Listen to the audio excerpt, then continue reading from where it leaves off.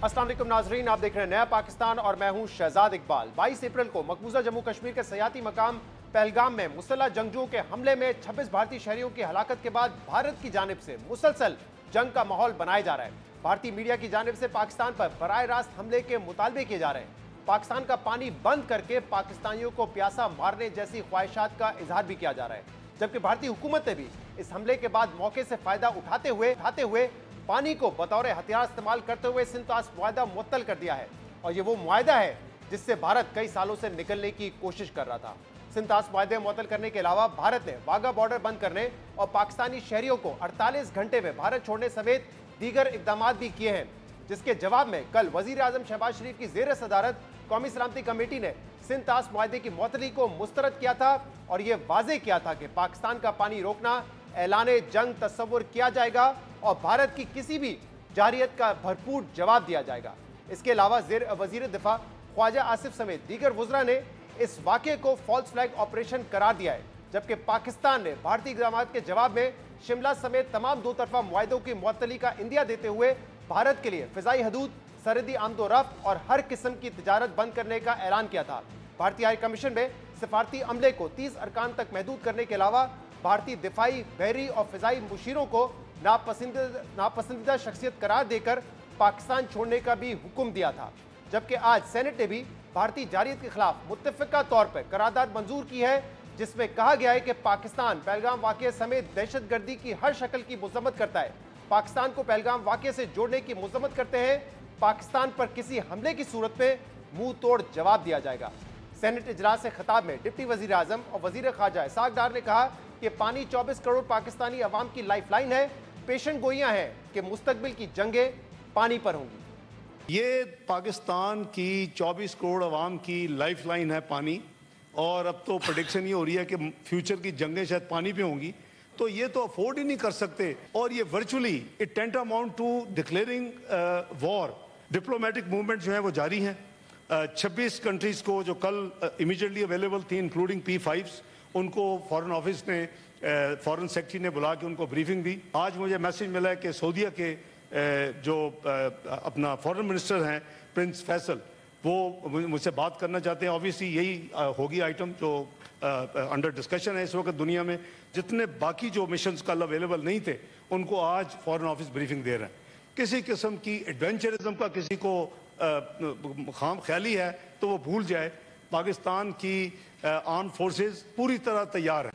इसके अलावा कायदे हिज़्ब इख्तिलाफ सेनेटर शबली फराज ने पहलगाम वाक़े के बाद की सूरत-ए-हाल पर कहा कि करारदाद मंजूर करना हमारा फ़र्ज था, मगर इस सूरत-ए-हाल में सबको इकट्ठा होना चाहिए, जिसके लिए इमरान खान को बाहर लाना ज़रूरी है। जबकि असद कैसर ने एक तकरीब से खिताब में कहा कि हमारे आपस में झगड़े ज़रूर होंगे, मगर भारत ने कोई गलती की तो पूरी कौम सीसा पिलाई दीवार की तरह खड़ी होगी। ये जो रेजोल्यूशन हमने पास किया, ये तो हमारा फ़र्ज भी था। हम समझते हैं कि ऐसी सूरत हाल में सबको इकट्ठा होना चाहिए और एक ही मैसेज जाना चाहिए। लेकिन साथ ही साथ में हमने ये भी देखना है हमारा मुल्क इस वक्त किस हालात से गुजर रहा है। इस वक्त सूरत हाल ये है कि एक तरफ हुक्मरान खड़े हैं और पूरी कौम दूसरी तरफ खड़ी हुई है। ऐसी सूरत हाल में आप कैसे नेशनल कोहेजन कर सकते हैं? आप अपनी इकोनॉमी को कैसे प्रूव कर सकते हैं? आज जरूरत थी इमरान खान की, आज जरूरत है इमरान खान की। वो किस लिए कि वो सबको जोड़ सकता है। फेडरेशन को इकट्ठा करना चाहते हैं तो आपको इमरान खान को पे जो सियासी केसेस बनाए हुए हैं उसे बाहर लाना होगा। हमारे आपस में झगड़े होंगे, हमारे आपस में मामलात होंगे, हम अपने हक के लिए लड़ेंगे भी, अपने हक के लिए बात करेंगे भी। लेकिन मोदी जी याद रखें, अगर आपने कोई गलती की और आप समझते हैं कि हम जो है ना इस मौके पे पाकिस्तान के ऊपर कोई वार करेंगे, आपने जो सिंतास मुआहदा और जो इंडस वाटर ट्रीटी खत्म कर दिया है, आपने जंग का ऐलान किया है। इमरान खान जो है ना आपने जेल में रखा है, लेकिन इसके बावजूद भी हम इस मुल्क के लिए सीसा पिलाई हुई दीवार की तरह खड़े होंगे। यानी हुकूमत और ऑपोजिशन भारत की धमकियों के मामले पर एक पेज पर नजर आ रहे हैं। जबकि आज स्काई न्यूज को इंटरव्यू में वजीर दिफा ख्वाजा आसिफ ने आलमी बरादरी को वाज़े पैगाम दिया है कि अगर भारत ने हमला किया तो खुली जंग होगी। ख्वाजा आसिफ ने भारतीय हुकूमत को मुज़ाकरात का पैगाम देते हुए कहा है कि भारत को चाहिए कि मसाइल के हल के लिए पाकिस्तान से बात करें। We're talking about two nuclear powers. Should the world be worried about this moment? Yes, I think so. The clash between two nuclear powers is always worrisome. What message do you have to Delhi? We are neighbors. We have problems. We have some very serious problems with each other, especially over Kashmir. But we should be solving our problems through negotiations. We have had negotiations in the past, but we don't have those negotiations mechanism anymore between our two countries. I think India should not be resorting to such measures. This will escalate the situation, and there's a possibility that there is a outbreak of all-out war, which will have serious repercussions not only for our region, for our countries, but rest of the world also. Khwaja Asif दुनिया को भारत और पाकिस्तान के दरमियान खुली जंग के खतरे से आगाह कर रहे थे, जबकि आज इस हवाले से अमेरिका का भी बयान सामने आया है। तर्जुमान अमेरिकी महकमा खारजा टैमी ब्रूस ने भारत पाकिस्तान दरमियान कशीदगी के सवाल पर कहा कि हम मकबूजा जम्मू कश्मीर के मसले पर कोई पोजीशन नहीं रखते, ताहम सूरत हाल को मुसलसल मॉनिटर कर रहे हैं। दूसरी तरफ अक़वाम मुत्तहिदा ने भारत और पाकिस्तान पर जोर दिया है कि वो मकबूजा जम्मू कश्मीर में हमले के बाद ज्यादा से ज्यादा तहम्मुल का मुजाहरा करें। AFP की रिपोर्ट के मुताबिक तर्जुमान स्टीफन दुहरेक ने कहा है कि अक़वाम मुत्तहिदा के सेक्रेटरी जनरल एंटोनियो गुतेरेस का गुज़िश्ता 24 घंटों के दौरान दोनों ममालिक की हुकूमतों से कोई बराह रास्त राब्ता नहीं हुआ है, लेकिन वो सूरत हाल पर गहरी नजर रखे हुए हैं। उन्होंने जोर दिया है कि दोनों ममालिक ज्यादा से ज्यादा तहम्मुल का मुजाहरा करें और इस बात को यकीनी बनाएं कि सूरत हाल मजीद खराब ना हो। मगर दूसरी तरफ भारत की जानिब से मुसलसल हालात को मजीद कशीदा करने के इकदाम सामने आ रहे हैं। सिंध ताश मुआहदे की एकतरफा मुअत्तली को लेकर भारत पर सवाल उठ रहे हैं कि क्या भारत पहलगाम हमले से फायदा उठाना चाहता है और इस मुआहदे से निकलने के लिए इस वाक़े को बहाना बना रहा है, क्योंकि भारतीय वज़ीर आज़म नरेंद्र मोदी 2016 से इस मुआहदे को लेकर मुतनाज़ा बयान देते रहे और पाकिस्तान के हिस्से का पानी रोकने की बात करते रहे। 2016 के उड़ी हमले और 2019 के पुलवामा वाक़े के बाद मोदी ने सिंध ताश मुआहदे को लेकर क्या बयान दिए थे, सुनिए। सतलज, बियास, रवि, ये 3 नदियों का पानी, उसमें जो हिंदुस्तान के हक का पानी है, वो पानी आपके खेत में नहीं आ रहा, पाकिस्तान के माध्यम से समंदर में बह जाता है। मैंने एक टास्क फोर्स बनाया है। ये हिंदुस वाटर ट्रीटी जो है, जिसमें हिंदुस्तान के हक का पानी है जो पाकिस्तान में बह जाता है, अब वो बूंद बूंद पानी रोक करके मैं पंजाब के, जम्मू कश्मीर के, हिंदुस्तान के किसानों के लिए वो पानी लाने के लिए कृत संकल्प है। हिंदुस्तान के किसानों के हक का पानी 70 साल तक पाकिस्तान जाता रहा, ये मोदी पानी को रोकेगा, आपके घर तक लाएगा। और मैंने काम शुरू कर दिया है, क्योंकि ये पानी पर हक हिंदुस्तान का है। यानी भारतीय वज़ीर आज़म की नीयत पहले से ही वाज़ेह थी कि वो इस मुआहदे की खिलाफ वर्जी चाहते हैं। इसलिए अब देखना होगा कि सिंध ताश मुआहदे की मुअत्तली को लेकर भारत कितना संजीदा है। इसके अलावा पाकिस्तान की जानिब से भारतीय परवाजों के लिए पाकिस्तानी फ़िज़ाई हदूद बंद होने से भारतीय एयरलाइंस इस वक्त बड़े बहरान का शिकार है, क्योंकि इस पाबंदी के बाद भारतीय शहरों से मगरबी ममालिक को जाने वाली परवाजों का दौरानिया 2 से 4 घंटे बढ़ गया है और भारतीय एयरलाइंस को यौमिया लाखों डॉलर का नुकसान हो रहा है। जबकि 2019 में पाक भारत कशीदगी के बाद भी इसी किस्म की पाबंदी से भारतीय एयरलाइंस को 5 माह में $6.5 करोड़ का नुकसान हुआ था। बहरहाल, जहां एक तरफ पहलगाम वाक़े के बाद भारत में पाकिस्तान पर इल्जाम तराशी और बहतानबाजी का सिलसिला जारी है, वहीं भारत के मुख्तलिफ शहरों में मौजूद कश्मीरियों के लिए भी डर और खौफ की फिजा बनी हुई है और कश्मीरी तलबा इस वक्त बिलखसूस हिंदू शिद्दत पसंद तंजीमों के निशाने पर हैं और अब तक हिमाचल प्रदेश, उत्तराखंड और पंजाब में कश्मीरी मुसलमानों पर हमलों के कम से कम 8 वाक़यात रिपोर्ट हो चुके हैं। इन तमाम मामलों पर हम बात करेंगे, जिसके लिए हमें ज्वाइन किया है सेनेटर फैसल वाडा ने। फैसल साहब, बहुत बहुत शुक्रिया वक्त देने के लिए। पहलगाम हमले के फौरन बाद हमने देखा कि इंडियन मीडिया ने इसकी जिम्मेदारी पाकिस्तान पे आयद की और अपनी हुकूमत से वो मुतालबा करते रहे कि फौजी कार्रवाई की जाए पाकिस्तान के खिलाफ, और हमने देखा कि इंडिया हुकूमत की तरफ से फौरी रिएक्शन आया। उन्होंने सिंध ताश मुआहदे को मुअत्तल करने के साथ साथ दीगर इक़दाम भी लिए, जिसका जवाब पाकिस्तान ने दिया है। पाकिस्तान ने ट्रेड मुअत्तल कर दिया है, इंडियन एयरलाइंस के लिए जो एयर स्पेस है वो मुअत्तल कर दी 1 महीने के लिए, और जो सिंध ताश मुआहदे को उन्होंने सस्पेंड किया उसको भी हमने मुस्तरद किया है। फैसल साहब, क्या इसके बाद भी कोई थ्रेट है कि इंडिया किसी किस्म का एडवेंचर कर सकता है? आप बाखबर हैं और जो ताकतवर हल्के हैं उनसे करीब भी रहते हैं, क्या थ्रेट इस वक्त परसेप्शन है एग्जैक्टली? बहुत शुक्रिया शहजाद साहब। देखिए शहजाद साहब, सबसे पहले तो हम ऐसे किसी भी इकदाम की जिसमें टेररिज्म, दहशतगर्दी हो, उसको पाकिस्तान उसकी मजम्मत करता है, ना उसको समझता है कि वो ठीक है किसी भी मुल्क में हो, किसी भी ज़ात, किसी भी मज़हब, किसी भी रंग और नस्ल से हो, हम तो उसकी मजम्मत करते हैं, नंबर एक। नंबर दो ये कहते कि हम इंडिया ने एक और प्रोपेगेंडा ड्रामा किया वापस, जैसे क्लिंटन के दौरे पे किया, इस बार भी उनके वहाँ अमेरिकन डेलीगेशन आया हुआ है तो उन्होंने ड्रामा क्रिएट कर दिया और मीडिया ने उनके हाइप क्रिएट कर दी। और दूसरी तरफ कनाडा के अंदर उन्होंने कत्ल गदर मचाया हुआ है, जिसका कैनेडियन प्राइम मिनिस्टर कह रहा है, मैं नहीं कह रहा। अमेरिका में उन्होंने अटेम्प्ट किया कत्ल करने की, 24 पाकिस्तानी मारे में, तो इस स्लेट को साफ करने के लिए उनका कोई रास्ता है नहीं। और तो उन्होंने इसको और मजीद हाइप अप कर दिया और मीडिया ने इररिस्पॉन्सिबल किरदार अदा करते हुए इंडिया का ये हाइप अप करते चले गए। देखिए हमारी अब इशू ये है कि हमारा जो चीफ है, काबिल चीफ, हमारा चीफ अच्छे आते रहे, लेकिन काबिल चीफ 1-2 दफ़ा 3 दफ़ा आपको किस्मत से मिलते हैं। एंकर भी काबिलियत वाले कम मिलते हैं, स्टूडेंट भी कम मिलते हैं, प्रोफेसर, डॉक्टर्स। काबिलियत एक चीज़ है जो कभी कभार आपके आती है। तो चीफ हमारे काबिल है, वो इकनॉमिकल फ्रंट में भी काम कर रहे हैं, जिसकी वजह से इनसिक्योर है बहुत इंडिया के, बैक ऑन ट्रैक है पाकिस्तान, वेस्ट से भी ताल्लुकात बेहतर हो गए हैं और इकनॉमिकल फ्रंट में हम आगे बढ़ रहे हैं, एक्सपोर्ट्स में आगे बढ़ रहे हैं। तो हमारी चीज़ें बहुत सारी बेहतर थी, जिसकी वजह से चीफ से बहुत इनसिक्योर थी उनकी फौज भी और नरेंद्र मोदी भी।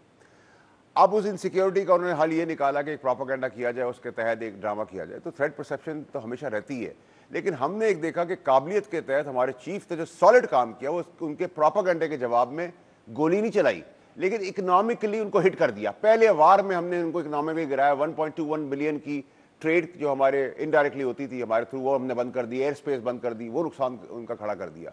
तो यहाँ तो हमने कहा कि इंटेलिजेंट और स्मार्ट मूव की है आर्मी चीफ ने, जिसका क्रेडिट उनको देते हैं और पूरी कौम उनको सराहती है और उनके साथ खड़ी हुई और लब्बैक कहने को तैयार है। हम सब, हमारे कोई डिफरेंसेस नहीं है when it comes to Pakistan, number 1। Number 2 ये कि अगर मैं अब आपको बड़ा कैटेगोरिकली स्पेसिफिक होकर बता रहा हूं, अगर पानी के ऊपर इंडिया ने जारियत की तो पहली स्ट्राइक हम करेंगे, वी विल अटैक फर्स्ट। और अगर हमारे पे मुसल्लत की गई, जो हम नहीं चाहते जंग, और हम पे मुसल्लत की गई, तो उसके बाद हम डबल इंपैक्ट से मारेंगे। पहली स्ट्राइक अगर उन्होंने की तो हम डबल इंपैक्ट देंगे, सेकंड स्ट्राइक उन्होंने की तो हम ट्रिपल इंपैक्ट देंगे। हम घुस घुस के मारेंगे। पिछली बार तो गिराया, उसको चपड़े मारी, उसकी मूछें मोड़ी और हाथ में देके चलता किया। इस बार हम ऐसा करने नहीं जा रहे। और याद रहे शहजाद साहब कि ये पाकिस्तान और इंडिया की खुदा न खासा वॉर नहीं होगी, इस खित्ते की होगी, क्योंकि जोग्राफिकली जो हमारी पोजिशनिंग है पाकिस्तान की, वो एक ऐसी आर्टरी बन गई है जो पूरी दुनिया के लिए बड़ी जरूरी है। हम चौक हुए, पूरा मुल्क चौक हो जाएगा, नॉट अंडरस्टैंडिंग द फैक्ट कि हमारी नेबरिंग कंट्री जो हमारे पड़ोसी मुल्क है वो बड़े तगड़े हैं हमारे साथ और उनकी आर्टरी से हमारी आर्टरी से मिलती है। तो ऐसा नहीं कि हम वैसे ही कमजोर हैं। तो अगर वो समझते हैं हम कमजोर हैं तो हम बहुत ताकतवर हैं। हमारी फौज रेडी है, बैटल हार्टन है और हमारा काबिल चीफ है। एयरफोर्स तो आपको पता है हम फिश करते हैं, जैसे मछली पकड़ते हैं वैसे निकालते हैं फिर मारते हैं। नेवल भी हमारी तगड़ी है, कौम लब्बैक करके खड़ी है, कंसेंसस है सारे पाकिस्तान के अंदर जी। लेकिन इसके अंदर मैंने एक और मजीद आगे बढ़ के एक प्रपोजल दिया था शहजाद साहब, अच्छा, कि इसमें ये एक बड़ा गोल्डन अपॉर्चुनिटी हमारे पास पाकिस्तान के पास कि शहबाज शरीफ साहब एक लीडर का, एक स्टेट्समैन का, एक प्राइम मिनिस्टर का काम करके सारी पॉलिटिकल पार्टीज बशमूल तहरीक इंसाफ सबकी लीडरशिप को बुला के इंडोर्स करे। क्योंकि ये जंग जो होती है वो रवायती जंग गोले बारूद जहाज़ों से ही नहीं होती, ये परसेप्शन की वॉर होती है, इंप्रेशन की वॉर होती है, ये असाब की वॉर होती है, नर्व्स की वॉर होती है, ये कंसेंसस की वॉर होती है, इंडोर्समेंट की वॉर होती है, स्ट्रेंथ की वॉर होती है, कॉन्फिडेंस की वॉर होती है। तो अगर उसके लिए हम पूरा पैरामीटर अगर दुनिया का लें और इंडिया को ना सिर्फ देखें तो ये अगर हो जाता है तो एक बड़ी इंडोर्समेंट। ये बात दुरुस्त है क्योंकि जंगें सिर्फ अफवाज नहीं लड़ती है, वो पूरी कौमें लड़ती हैं। लेकिन आप ये जो बात कर रहे हैं, ये 2 दिन पहले आपने ट्वीट भी किया था जिस प्रपोजल का आप जिक्र कर रहे हैं, जब आप कहते हैं कि तमाम सियासी लीडरशिप बशमूल पाकिस्तान तहरीक इंसाफ, तो इसमें क्या आप इमरान खान की भी बात कर रहे हैं कि उनको भी बुलाया जाए एपीसी में, ऑल पार्टीज कॉन्फ्रेंस में उनको भी बुलाया जाए? क्योंकि आज शिबली फराज साहब और पीटीआई के दीगर लोगों ने मुतालबा किया कि इमरान खान का भी बाहर होना जरूरी है। देखिए शहजाद साहब, जब मैं ये बात कर रहा हूँ कि तमाम पॉलिटिकल पार्टी की लीडरशिप बिठाए, नेचुरली पीटीआई की लीडरशिप तो इमरान खान साहब है, लेकिन ज़रूरी नहीं है कि आप उनको हार पहना दें, उनके केसेस बंद कर दें, उनको प्राइम मिनिस्टरशिप दे दें। जब मैं ये बात करता हूँ पॉलिटिकल पार्टी तो है, इसमें तो आपकी दो राय नहीं है। तो सारी पॉलिटिकल पार्टी तो वो भी पॉलिटिकल पार्टी, आप उनसे फ़ोन पे बात कर लें, आप उनको लिंक के थ्रू बुला लें, आप इन कैमरा कर लें, आप उनसे इंडोर्स करवा लें कि किसको उन्होंने ये कहा है कि आप जाके बैठ जाए और हम लब्बैक कहेंगे। आई एम श्योर के पाकिस्तान के अंदर कोई ऐसा आदमी नहीं होगा जो इस चीज़ के अंदर अपनी फौज के साथ, अपने पाकिस्तान के साथ नहीं खड़ा होगा। जहाँ तक मसला रहा कि ये एक सियासी बैटल नहीं है हमारी, देखिए मैंने आग लगाई है, मैंने 9 मई किया है, कानून मौजूद है, मुझे फांसी दे दे। शहजाद साहब देखिए ये मेरे घर का मामला है, मेरे आपसी डिफरेंस, मेरे पॉलिटिकल डिफरेंसेस, मेरी लाइक डिसलाइक्स, मेरी कॉम्पिटेंस, मेरी इनकॉम्पिटेंस, ये मेरे पाकिस्तान के अंदर का मसला है, मेरे घर का मसला है। लेकिन अगर कोई बाहर से मेरे घर की तरफ देखेगा तो वी स्टैंड यूनाइटेड। मैं एक्सपेक्ट करता हूं कि सब इसी तरह का रेके रखें। लेकिन अगर आप इररिस्पॉन्सिबल बयान देंगे जैसे तहरीक इंसाफ के जॉनीज दे रहे हैं, मैं शिबली फराज साहब की बात नहीं कर रहा, मैं उनकी बहुत इज्जत करता हूं कि जॉनीज जो 5-5 पार्टियां छोड़ के आए कि उसको आजाद करो, उसको हार पहनाओ और ये करो, वरना पाकिस्तान चल नहीं सकता और इंडिया को वही दे सकता है। इस तरीके से आप फिर से ये इंप्रेशन दे रहे हैं जॉनीज पीटीआई के जो कॉम्प्रोमाइज्ड हैं, जो पीटीआई पाकिस्तान की दौड़ में सबसे आगे चल रहे हैं, वो लोग फिर ये इंप्रेशन देंगे कि आप पाकिस्तान के मुखलिस नहीं है। लेकिन it's a golden opportunity, the entire Pakistan is United. Faisal साहब, इस दौरान जब इमरान खान जेल में, तो कई और भी ऐसे मामलात हैं जिसको कहा गया ये मुल्की मामलात हैं, इस पे सब पार्टीज को इकट्ठा होना चाहिए, लेकिन उस वक्त भी आपकी राय ये थी कि पीटीआई के हवाले से पॉलिसी जो है वो चेंज नहीं हुई है, ना हुकूमत की ना एस्टैब्लिशमेंट की। लेकिन अब आप जब ये प्रपोज कर रहे हैं तो आपको लग रहा है कि हुकूमत और एस्टैब्लिशमेंट की पॉलिसी में भी इस हवाले से कोई लचक हो सकती है?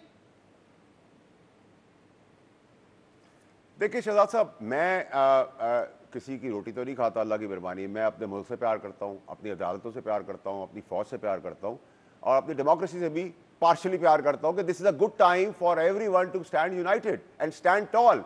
देखिए ना, मैं तो एक प्रपोजल दे सकता हूँ, अगर शहबाज शरीफ साहब दिल बड़ा करके स्टेट्समैन का आउट ऑफ द बॉक्स किरदार अदा करते हैं तो उनकी भी बल्ले बल्ले है, डेमोक्रेसी की बल्ले बल्ले है। ये ईगोस की फाइट, तो ईगोस की फाइट होती तब है जब आप पाकिस्तान के अंदर होते, जब पाकिस्तान के बाहर से कोई देख रहा है।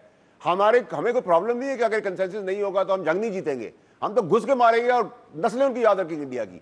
But what I am saying is कि अगर हमारे घर की तरफ बाहर से देखा है, या शहजाद साहब मैं तो उस पर कहता हूँ जजेस को भी बिठाएं, हर स्टेक होल्डर को बिठाएं, ताकि इतना बड़ा इंटरनेशनल प्लेटफॉर्म के ऊपर उस कैनवस के ऊपर इतना बड़ा इंपैक्टफुल जाए कि वॉर, कन्वेंशनल वॉर तो हम जीत ही जाएंगे, लेकिन हम असाब की war, emotional war, financial war, endorsement की वॉर, पाकिस्तान इंटरनेशनली एक नुमायाश पोजीशन पर है। लेकिन फैसल साहब, proposal I am sure they should consider it. आप क्योंकि कह रहे हैं जैसे इस वाले मामले पर भी या इकोनॉमी के इशू पर भी आप कहते हैं कि जो आर्मी चीफ है उन्होंने कलीदी किरदार अदा किया और बहुत ही हमें काबिल आर्मी चीफ मिले, लेकिन यहाँ पे आप समझते हैं कि शहबाज शरीफ को स्टेट्समैन का किरदार अदा करके तमाम सियासी जमातों को इकट्ठा करना चाहिए, या यहाँ पे भी मिलिट्री एस्टैब्लिशमेंट को रोल अपना प्ले करना पड़ेगा, मिलिट्री लीडरशिप को रोल प्ले करना पड़ेगा इसमें? देखिए शहजाद साहब, ये बहुत ही आपका smart at the same time बड़ा नोटी सवाल है, नोइंग द फैक्ट कि आप बड़े जबरदस्त एंकर हैं। नहीं, बड़ा स्ट्रेट सवाल है, वेरी स्ट्रेट क्वेश्चन। ये है, ये एक्चुअली पॉलिटिकल एम्बिट है, ये एक सियासी फैसला है, सियासतदानों का काम है। जहां मैंने आपसे कहा इकोनॉमिकल फ्रंट पे चीफ काम करें, बिल्कुल काम करें, SIFC के फ्रंट पे काम करें, वही काम करें, सेफ्टी की बात करें, वही काम कर रहे हैं। अब बगैर पहिए का जहाज जो लेके PIA का चला रहे हैं वही चला रहे हैं, सेंटर पॉइंट का किरदार करें वही कर रहे हैं, गोल रोनाल्डो करें वही कर रहे हैं, वेस्ट को बू दे रहे हैं, वो वेस्ट का अच्छा ताल्लुक कर रहे हैं, चीफ ही कर रहे हैं। तो अगर हमें एक चीफ टीम प्लेयर मिल रहा है जिसका फायदा मुझे, आपको, शहबाज शरीफ साहब को, सबको हो रहा है, इमरान खान साहब को, पूरे पाकिस्तान को हो रहा है, इकोनॉमिकली हो रहा है, स्ट्रेंथ वाइज हो रहा है, कॉन्फिडेंस वाइज हो रहा है, फोकस वाइज हो रहा है, परसिस्टेंस उसके अंदर आपको नजर आ रही है, कंसिस्टेंट उसके अंदर आपको नजर आ रही है, पॉलिसीज की टोन नजर आ रही है, क्लैरिटी ऑफ माइंड नजर आ रहा है, एग्जीक्यूशन चीफ की नजर आ रही है, कॉन्फिडेंस नजर आ रहा है, फोर्स है जो एग्जीक्यूट कराई जाती है। Why not then? ठीक, अच्छा, कमिंग बैक टू इंडिया, अब क्या कर सकता है? आपने ये कहा कि क्लियरली अगर उन्होंने ये मुआहदा, तो सिंतास मुआहदा उन्होंने मुअत्तल किया, लेकिन अगर पानी रोकते हैं तो फिर हम पहली स्ट्राइक करेंगे, क्योंकि कल भी जो नेशनल सिक्योरिटी कमेटी का इजलास हुआ उसमें ये कहा गया कि इसको हम जंग तस्वुर करेंगे। तो इस बात पे हमारी हुकूमत, अफवाज क्लियर है, पानी रोका तो पहली स्ट्राइक पाकिस्तान करेगा इंडिया पर। देखिए जी, ये बड़ी क्लैरिटी है चीफ की, और जो गवर्नमेंट की प्रेस रिलीज आई उसमें भी बड़ा क्लियर है। चीफ ने जो कन्वेंशन सेंटर में जो स्पीच दी उसमें बड़ी क्लैरिटी थी, और मोदी और इंडियन आर्मी जो है वो बहुत इनसिक्योर फील कर रही है, बहुत थ्रेटेंड फील कर रही है, बहुत लाचार फील कर रही है, बड़ी इनकॉन्फिडेंट है कि ये क्या हो रहा है, because they were expecting Pakistan खुदा ना खासा नोज डाइव की पोजीशन में जा रहा है। तो अल्लाह ताला ने एक असबाब बना दिया, हमें काबिल चीफ दे दिया, और वेस्ट के अंदर भी हमारी बड़ी पोजीशनिंग डिफरेंट हो गई। जैसे मैं आपको प्रेडिक्शन देता रहा, पहले से बताता रहा, वैसे ही होता रहा, और आगे भी बड़ी इंपॉर्टेंट पेश रफ्त है अगले महीने भी, तो नेचुरली इंडिया को भी बात पता होगी, पड़ोसी मुल्क के ऊपर नज़र रखता है, तो जितना मुझे आपको पता है उससे ज़्यादा वो भी नज़र रखे बैठे हैं, तो उनको ही पता है कितनी मुस्बत चीज़ें होनी है और होंगी और इंशाल्लाह होंगी। अच्छा, लेकिन फैसल साहब अभी जैसे हमने देखा जब पुलवामा के बाद उन्होंने एक एनवायरनमेंट क्रिएट किया इंडिया में, उनके मीडिया ने रोल प्ले किया, उनकी हुकूमत ने, उसके बाद उन्होंने बालाकोट पे हमला किया जिसका जवाब पाकिस्तान ने दिया। क्या उस किस्म का थ्रेट अभी है या फिर मुख्तलिफ है? क्योंकि कल वजीर खारजा और डिप्यूटी प्राइम मिनिस्टर इसहाक डार साहब के कश्मीर में हमें पता चला है, जो इंडियन ऑक्यूपाइड कश्मीर है, कि वहां पे फॉरेन नेशनल्स को बुलाया जा रहा है। फिर ख्वाजा आसिफ ने कहा कि हमारे पास इतलात है कि हमारे शहरों में दहशतगर्दी की कार्रवाई हो सकती है और अगर हमारे शहरियों को निशाना बनाया गया तो फिर इंडिया के शहरी भी महफूज नहीं रहेंगे। तो टेररिज्म में इजाफे का खदशा है या जैसे उन्होंने पुलवामा के बाद एक एडवेंचर करने की कोशिश की थी वो खतरा है इस वक्त? देखिए शहजाद साहब, इसको आप कहते हैं थ्रेट प्रेपरेशन। थ्रेट प्रेपरेशन क्योंकि जुनूनी है, टेररिस्ट दहशतगर्द माइंड सेट है मोदी का, और जो उनके एनालिस्ट भी बैठे हुए हैं आर्मी से रिलेटेड इंडियन, वो भी बोल रहे हैं कि पाकिस्तान को ईजी मत लेना। हम जो पिछले 15 साल के अंदर हमने अपनी और फर्दर डेवलपमेंट की है, ग्रोथ की है, इस्टेब्लिश किया है फौजी उसके अंदर, और याद रखें कि हम दोनों न्यूक्लियर आर्म कंट्रीज़ हैं। तो हमारी थ्रेट प्रेपरेशन के अंदर आप हर किस्म का, छोटे से छोटा बड़े से बड़ा थ्रेट असेस करके उन सब की तैयारी रखते हैं।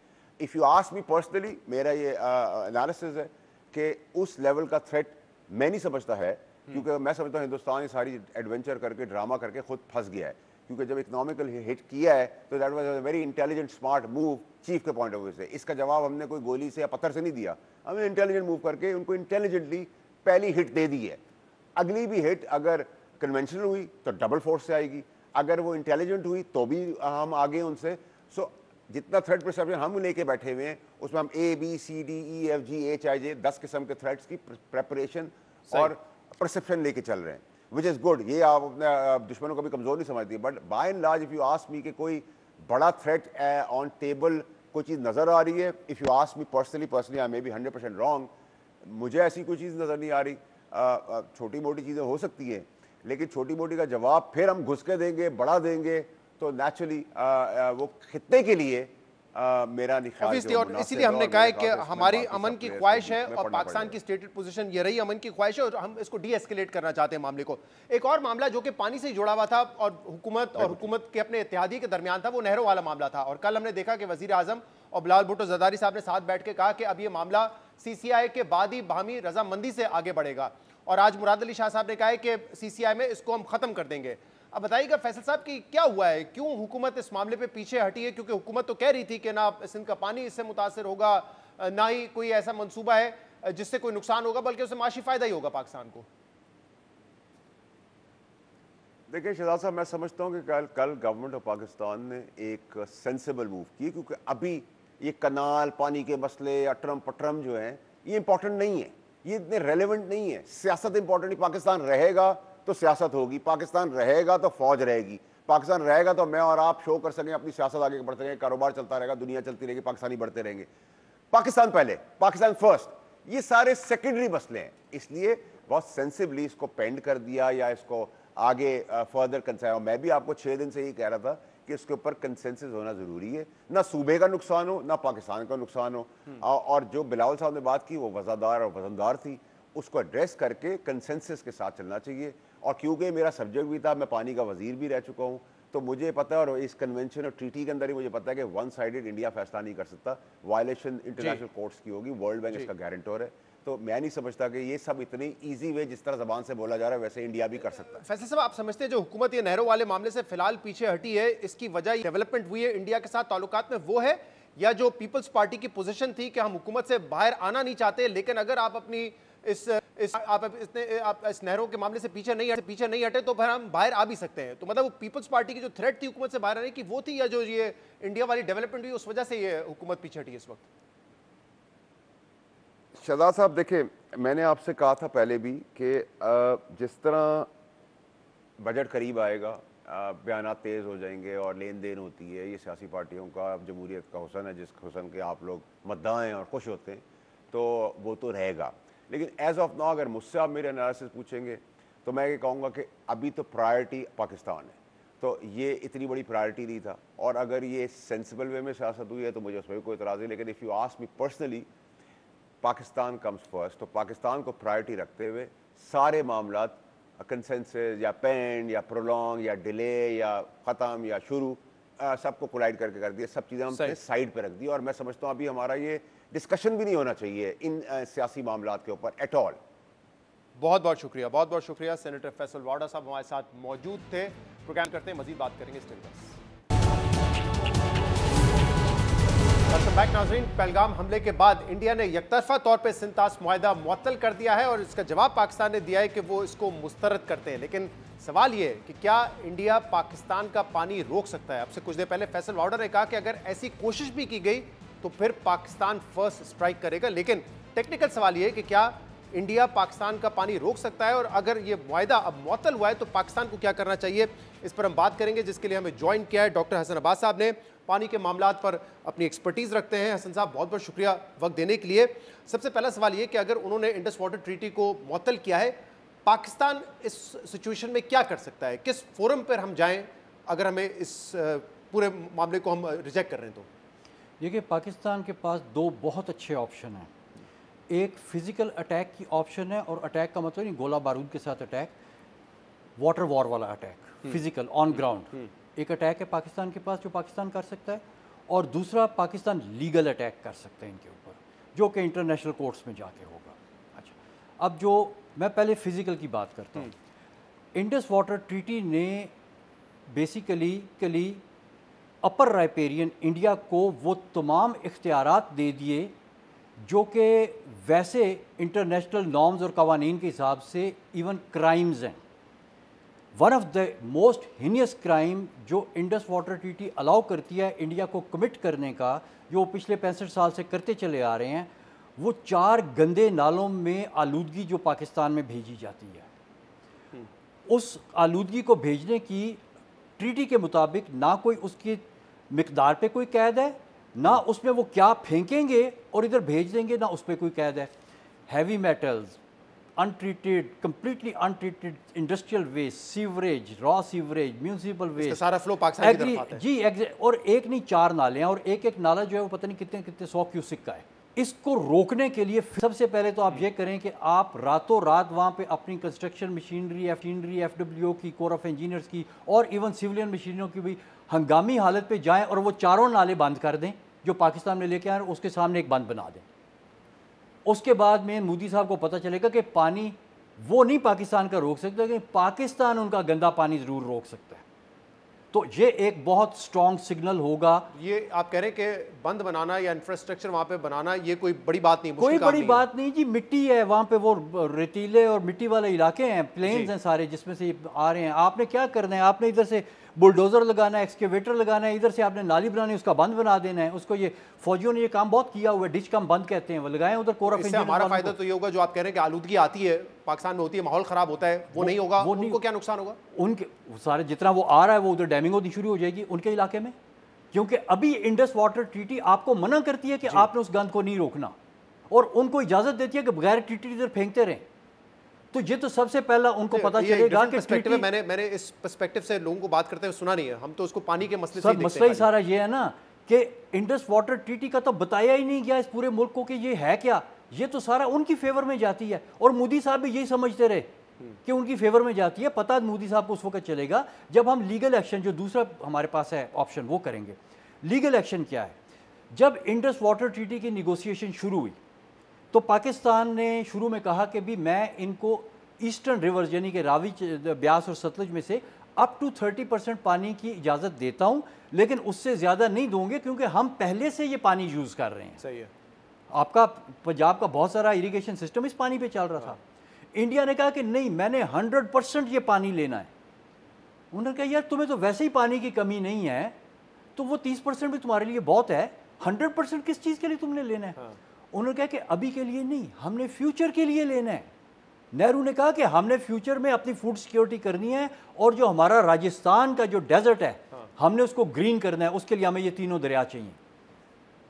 लो जी, तीनों दरिया अल्टीमेटली उनको मिल गए। राजस्थान का बहुत बड़ा project, billions of, tens of billions of dollars का प्रोजेक्ट उन्होंने शुरू कर दिया। दरिया हमारे ले लिए। अभी पिछले महीने में, बल्कि इसी महीने में अप्रैल का, हमने सैटेलाइट का इमेजेस का जायज़ा लिया है।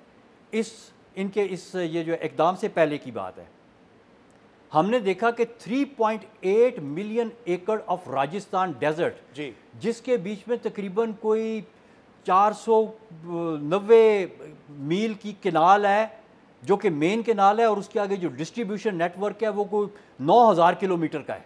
सही। इतना बड़ा इंफ्रास्ट्रक्चर, उसके बीच में जो ग्रीनिंग है वो लेस देन 1% है।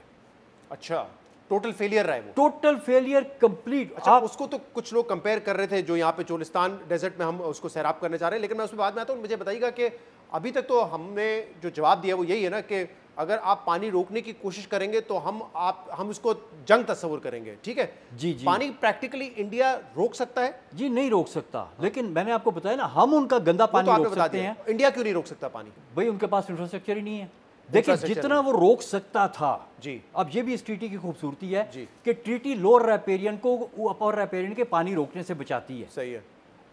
ये ट्रीटी इंडिया को अलाउ करती है कि जितना मैक्सिमम वो रोक सकते हैं वो उनको रोकने की इजाजत है। यानी 100% ईस्टर्न रिवर का वो रोक सकते थे, उसकी उनको इजाजत मिल गई। सही है।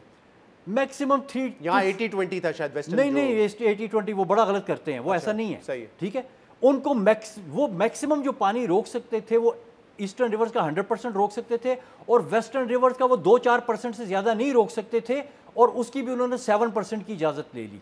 और 65 ईयर्स में वो 7% अभी भी नहीं रोक सके। अब जो इंडियन मीडिया और वहाँ की हुकूमत कह रही है कि पानी को हथियार के तौर पे इस्तेमाल करेंगे, हाँ, तो प्यासा मार देंगे पाकिस्तान को, वो प्रैक्टिकली नहीं कर सकते। वो प्रैक्टिकली है ही नहीं है, वो सिर्फ आपको डरा रहे हैं आप। अच्छा, और यही वो केस है जो हम अब 40 इससे पहले कि वो कहें कि नहीं जी हमने वो उसकी सस्पेंशन खत्म कर दिया है, हमें हेग में जाके मुकदमा दर्ज कर देना चाहिए।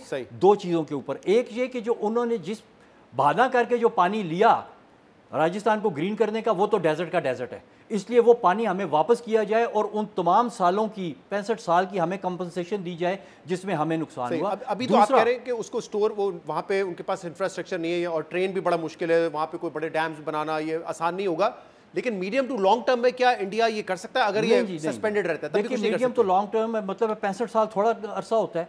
65 साल में वो 7% अपनी एलोकेशन का पानी नहीं निकाल सके। और ये जो आप मोदी साहब की स्टेटमेंट सुनते आए होंगे पिछले सालों में देते थे कि हमारा पानी पाकिस्तान इस्तेमाल कर रहा है और हम अपने हिस्से का पानी नहीं जाने देंगे, वो उसी 2 to 3% जो अभी तक नहीं निकाल सके वेस्टर्न रिवर्स में से, वो उसकी बात करता है। तो इसको सस्पेंड करने का इंडस वाटर ट्रीटी प्रैक्टिकली हमें कोई नुकसान नहीं है, प्रैक्टिकली फायदा होगा। हमें तो बहुत फायदा है कि अभी दिस इज देखें हमने अपने बच्चों को कब तक वो गलीज पानी पिलाना है। सही, this is the time that we should go. अगर हम वैसे जाते तो हम पे ये कदगन लगती कि हम ट्रीटी को फॉलो नहीं कर रहे और हमारा केस टेक्निकली नॉकआउट हो जाता। जो 6 नहरों वाला मामला है, क्योंकि कल वजीर आजम और बिलावल भुट्टो साहब ने कहा सीसीआई में बाहमी रजामंदी के साथ ये होगा, और आज सिंध के चीफ मिनिस्टर मुराद अली शाह साहब ने कहा कि इसको खत्म कर देंगे सीसीआई में। अब आप तो पहले दिन से ही कह रहे हैं, क्योंकि जो फिजिबिलिटी रिपोर्ट थी मंसूबे की उसमें आपने लीड रोल प्ले किया और आप कह रहे थे ये पाकिस्तान के लिए फिजिबल ही नहीं है। जी जी, वो भी राजस्थान की मिसाल मैंने दी थी। सही है कि अगर राजस्थान में डेजर्ट में जाके कैनाल फेल हुई हैं 3 दरियाओं के साथ, तो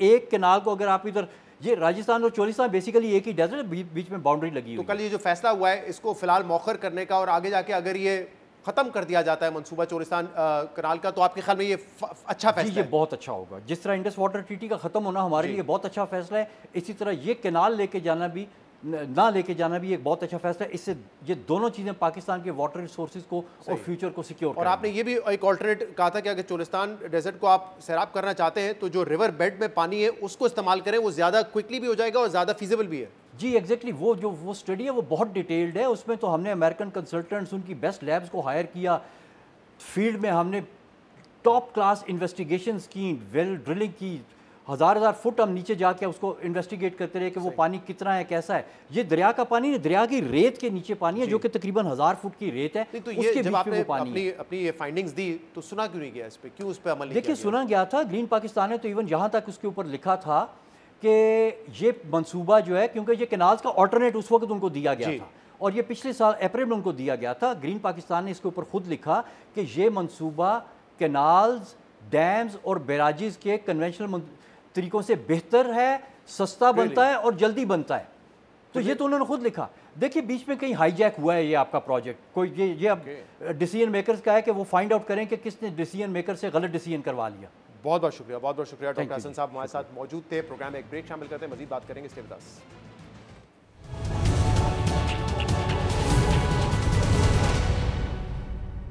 वेलकम बैक।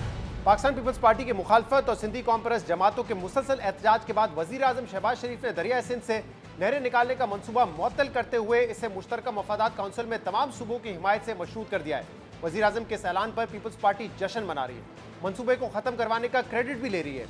मगर इस ऐलान के बावजूद खैरपुर के करीब कौमी शाहराह पर कराची और सिंध बार काउंसिल का धरना 8वें रोज भी जारी है और सूबाई हुकूमत की मुसलसल गुजारिशात के बावजूद भी धरना खत्म नहीं किया जा रहा, जिसकी वजह से सिंध और पंजाब के दरमियान गुड्स ट्रांसपोर्ट मुकम्मल तौर पर मुअत्तल है। FPCCI के मुताबिक इस बंदिश के बायस 12,000 गाड़ियां, 2,500 ऑयल टैंकर्स और 1,000 कमर्शियल गाड़ियां फंसी हुई हैं, जिसकी वजह से पिछले 3 रोज से यौमिया तकरीबन $20 लाख का नुकसान हो रहा है। और इस सब के बावजूद सिंध हुकूमत एहतजाज खत्म करवाने में नाकाम रही है और वकला रहनुमाओं का कहना है कि वो नहरों की मनसूखी का नोटिफिकेशन मिलने तक धरना खत्म नहीं करेंगे। आज के प्रोग्राम में इतना ही। शो से इजाजत दीजिए। अल्लाह हाफिज।